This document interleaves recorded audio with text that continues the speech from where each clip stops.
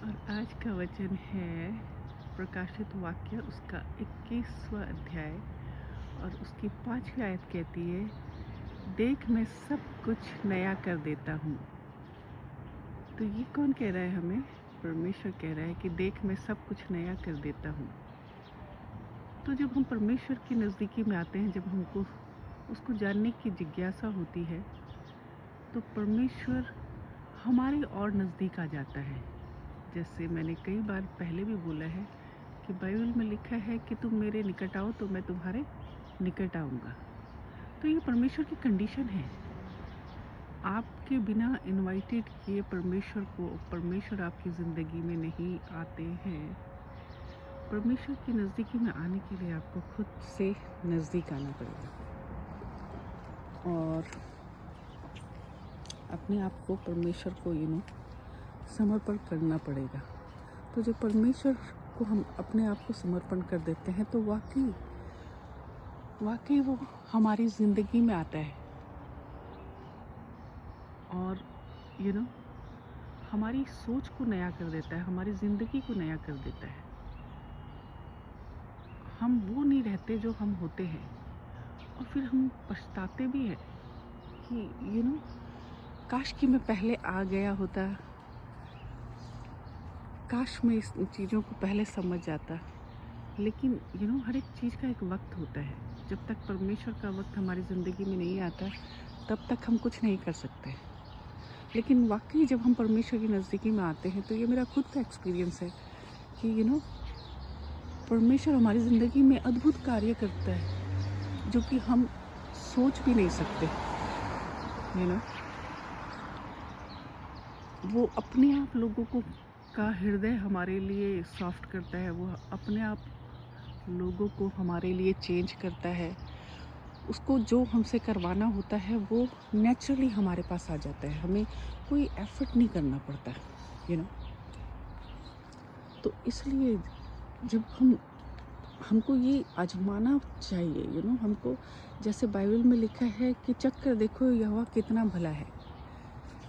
तो चख कर के देखो मतलब उसको आजमा करके देखो कि परमेश्वर कितना भला है, वो कितने अद्भुत कार्य करता है, आपको कितना मतलब मजबूती मिलती है उसके होने से। आप अपने आप को बिल्कुल भी अकेला महसूस नहीं करते। आपको पता है कि परमेश्वर आपके साथ है और आप किसी भी ट्रबल में नहीं पड़ोगे, किसी परेशानी में नहीं पड़ोगे, किसी तकलीफ़ में नहीं। परमेश्वर आपकी लाइफ को इतना सुकून वाला बना देता है कि आप बाकियों को देखकर उन पर तरस खाते हो कि इसको पता ही नहीं है। इवन बहुत से लोग, हम लोग किसकी तरफ जाते हैं? मनी की तरफ। और मनी को परमेश्वर ने क्या बोला है? शैतान के डिस्ट्रैक्शंस है।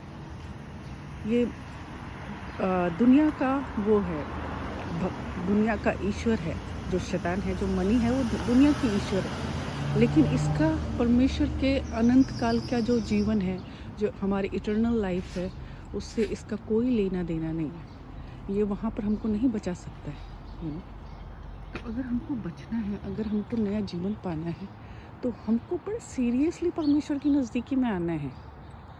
हमें परमेश्वर के रिचुअल नहीं करने कि भाई चर्च चले जाओ और सुन लो, कह लो और हो गया बस। नहीं, ये दिल से हमको परमेश्वर को ग्रहण करना है, तभी हम परमेश्वर के कार्य अपने जीवन में होते हुए देखेंगे। क्योंकि परमेश्वर जो है, भजन संहिता कहती है कि परमेश्वर दिलों को जानने वाला परमेश्वर है। वो आपके दिलों को जान सकता है। हम लोगों से चीज़ें छुपा सकते हैं पर हम परमेश्वर से चीज़ें नहीं छुपा सकते। तो जब हम परमेश्वर से छुपा ही नहीं सकते कुछ चीज़, तो फिर क्यों हम परमेश्वर को अपनी ज़िंदगी में आने का मौका नहीं देते, उसके कार्यों को अपने जीवन में होने नहीं देते। जब हम परमेश्वर की नज़दीकी में आते हैं तो यकीन मानिए परमेश्वर आपसे बात करना स्टार्ट करता है, परमेश्वर आपको गाइड करना स्टार्ट करता है। उसके भेद अलग हैं। वो ऐसे इंसानों की तरह आपको इंस्ट्रक्शन नहीं देगा, वो आपको दिखाएगा किसी न किसी ज़रिए से और आप उनके इशारों को समझेंगे। लेकिन आप उनके इशारों को तभी समझेंगे जब आप दिल से परमेश्वर को ग्रहण करते हैं। परमेश्वर को आपका प्योर हार्ट चाहिए।